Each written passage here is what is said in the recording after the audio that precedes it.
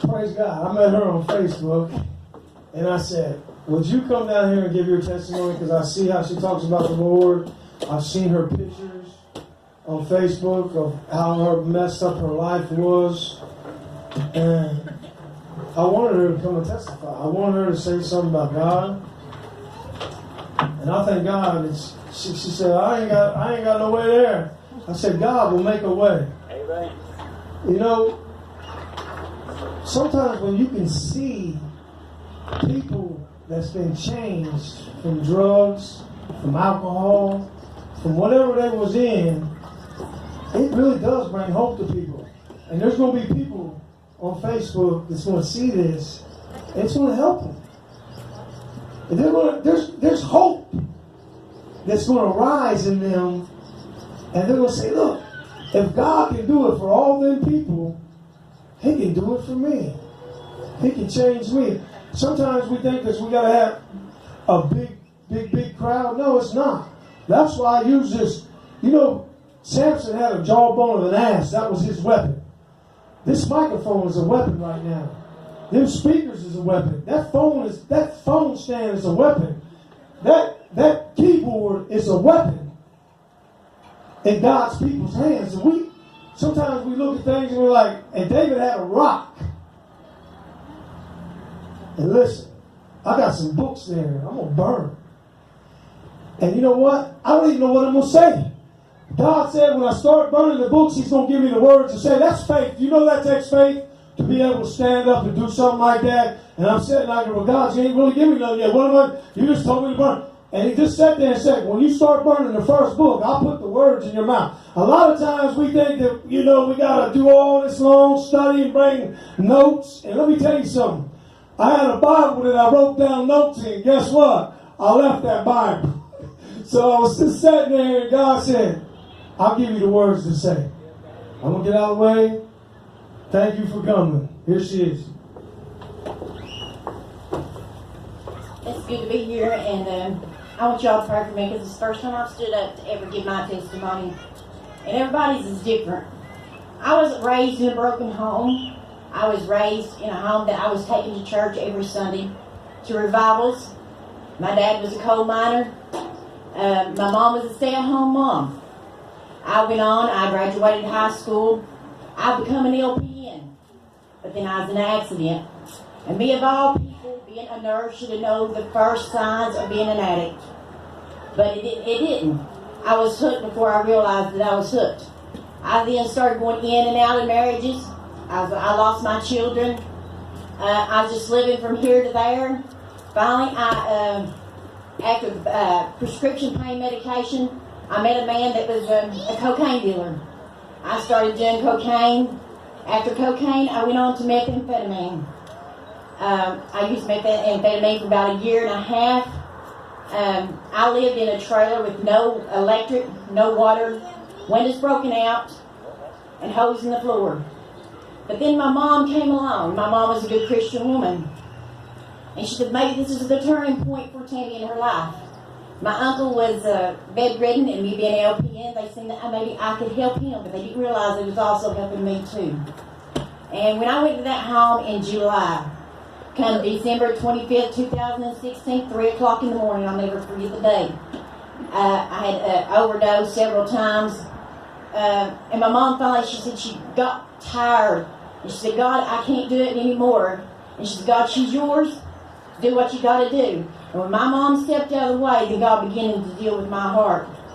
And that morning, 3 o'clock in the morning, God was dealing with me so bad, I just couldn't hardly stand it. Was I in a church house? No, I wasn't in a church house. Had I been to church? I hadn't been to church in many, many months. I had not been to church. But God was dealing earnestly with my heart. He was sending people to my door to talk to me there at that home. When I got up out of the floor, my intentions was one thing, but when I got about to the coffee table, I fell to my knees. I knew I couldn't go any further. I was to the point in my life, it was either I was going to die or I was going to surrender. And when I got down on my knees, because I had tried many, many times, I went to rehabs, I went to Suboxone clinics, but it was always short term. Nothing kept me. Nothing kept me sanctified with God. When I fell down on my knees right there where my coffee table was, I began to pray, and I said, God, I've tried time and time again. You made this body, and you can heal this body. I can't do it on my own. I've tried too many times. I had to get to the point in my life, it had to be a heart sickness, not a head sickness. I get this head sickness and it only lasts a short term, but you get a heart sickness and God can clean you up then.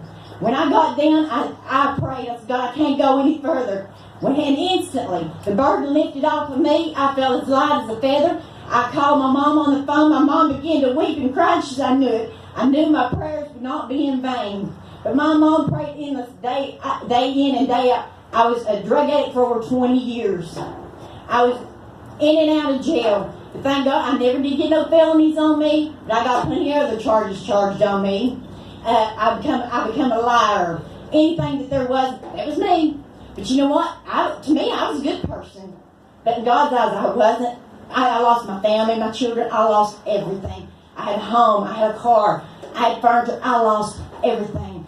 I hit rock bottom. I had nowhere to look but to God. That's the only place I had to look. And when I looked to God, then God delivered me. But you got to totally surrender. It's not just that I'm sick for now. You can get sick for now, but that only lasts 2 or 3 weeks. When you get a heart sickness, and God will take care of the rest. I've been clean now for over 2.5 years. And without God, I wouldn't be here today. There's no possible way. I went through with my ex. I've had guns put to my head and a trigger pull. I've had my throat cut. But God had a purpose for me. He had a reason for me to be here today. He said He has a work for me to do. Although sometimes I might get discouraged and think, God, why am I stuck here? But I'm stuck there for a reason. And He will show me the way out in due time. Not in my time, but in His time. I got to keep my faith that it will be changed in His time. And drug addiction don't affect the poor. It affects the poor, the middle class, the rich. It has no respect of person. Doctors, lawyers, nurses. I'm an LPN. I've become a drug addict. Of all people, me, yeah, I was raised in a Christian home, but still me. It doesn't matter who you are. It can affect you. It can take you to a place you never want to go. You'll become a person you never want to become. You'll do things you never thought you'd ever do, because I look back on my life now and think, how stupid. How stupid could you have been? How did you think that would ever work? And it doesn't work. It doesn't work. But I want to stand here and thank God that He has restored me to my children, my grandchildren, my family. I have a decent home to live in. I may not have everything that I want, but I've got everything that I need. And in due time, God will continue to bless me. But I want you to always remember me and pray for me that God will keep me where I should be, not where Tammy wants to be, but where God wants me to be.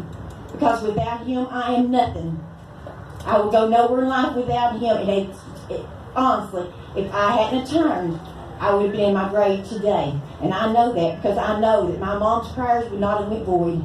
That God was hearing her prayers. Thank you all.